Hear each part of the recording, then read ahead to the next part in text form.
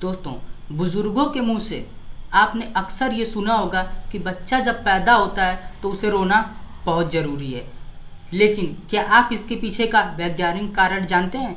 अगर नहीं तो जानने के लिए इस वीडियो को बिना स्किप किए लास्ट तक देखते रहें। दोस्तों, हमारे फेफड़े छोटे छोटे बलून जैसे दिखने वाले पाउच से बने होते हैं, जिसे हम जीव विज्ञान की भाषा में एल्वियोलाई कहते हैं।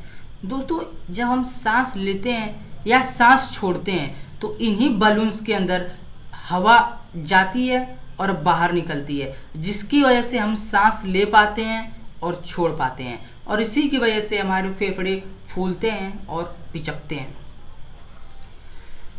दोस्तों, हमारे फेफड़ों में कुछ हवा पहले से मौजूद होती है जो कि परमानेंट एयर की तरह काम करती है। मतलब कि इस एयर को हम पूरी तरह से निकाल नहीं सकते। ये एयर हमारे लंग्स को कोलैप्स होने से बचाती है, जिसे हम जीव विज्ञान की भाषा में रेसिडुअल वॉल्यूम भी कहते हैं। दोस्तों, बलून जैसे दिखने वाले इन एल्वियोलाइज में लेसिथिन नाम का चिपचिपा केमिकल होता है, जो कि नॉर्मल लाइफ में फंक्शनल नहीं होता है, लेकिन एक न्यू बॉर्न बेबी या फिर वो बच्चा जो भी अभी पैदा हुआ है उसके अंदर बहुत ज़्यादा मात्रा में प्रेजेंट होता है। तो दोस्तों, आपको लग रहा होगा मैं अभी किस चीज़ के बारे में बात कर रहा हूँ। अगर आपको ऐसा लगता है तो मैं आपको बता दूँ, लेसिथिन एक ऐसा केमिकल है, अगर ये ना होता तो शायद आप भी ना होते। तो दोस्तों, जिस प्रकार बलून को शुरू में जब हम नया खरीदते हैं तो उसे फुलाने में काफ़ी मेहनत लगती है, उसमें काफ़ी तेज़ी से हमको एयर देना पड़ता है, बहुत तेज फूंक मारनी पड़ती है, तब जाके वो कहीं बलून फूल पाता है। तो इसी तरह हमारे फेफड़े के एल्वियोलाइज हैं। दोस्तों, इसमें जब बच्चा पैदा होता है तो उस बच्चे में लेसिथिन नामक केमिकल बहुत ज़्यादा होता है। तो मतलब इससे पहले वो लेसिथिन का काम क्या है दोस्तों, ये हमारे एल्वियोलाइज को कोलैप्स होने से बचाता है। मतलब कि जब बच्चा पैदा हुआ नहीं रहता, मतलब कि जब बच्चा माँ के गर्भ में पल रहा होता है तो उस समय होता क्या है कि उसकी जो लंग्स हैं वो फंक्शनल नहीं होते।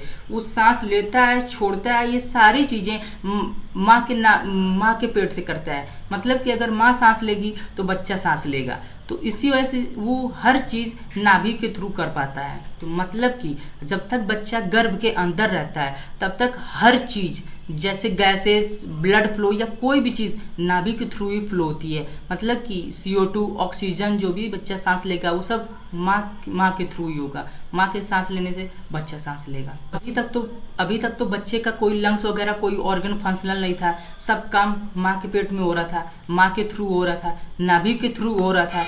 लेकिन जैसे ही बच्चा पैदा होता है, डिलीवरी का वक्त आता है, जब नाभि काटी जाती है तो नाभि काटते ही, जिसे हम इंग्लिश में प्लेसेंटा कहते हैं, तो नाभि काटते ही जो नाभि में फ्लो हो रहा था ब्लड, वो बैक फ्लो मारता है। तो इसीलिए देखो, आपने देखा होगा जब भी नाभि काटी जाती है तो दो जगह से स्ट्रिप लगाई जाती है। मतलब दो जगह से स्ट्रिप लगाने के बाद ही इस नाभि को काटा जाता है, जिसकी वजह से ब्लड उल्टा नहीं फ्लो होता। क्योंकि अगर ये ब्लड उल्टा फ्लो हुआ तो रिएक्शन करके दोनों माँ के लिए काफ़ी डेंजरस साबित हो सकता है। दोस्तों, जब बच्चा पैदा होता है तो उसके बाद क्या होता है, उसकी सारी चीज़ें फंक्शनल होना स्टार्ट हो जाती हैं। उसकी धीरे धीरे सारे फंक्शन काम करना स्टार्ट कर देते हैं, हार्ट, लीवर, किडनी, हर चीज़। तो जैसे नाभि काटी जाती है उसके बाद इसमें लेसिथिन नाम का केमिकल था जो हमारे एल्वियोलाइज को कोलैप्स होने से बचाता है। इसके बाद क्या होता है, बच्चा जब तेज़ी से रोता है तो रोने से काफ़ी, जब वो जितना तेज़ रोएगा तो उससे क्या होगा, काफ़ी तेज़ी से एयर इस बलून्स के अंदर जाती है।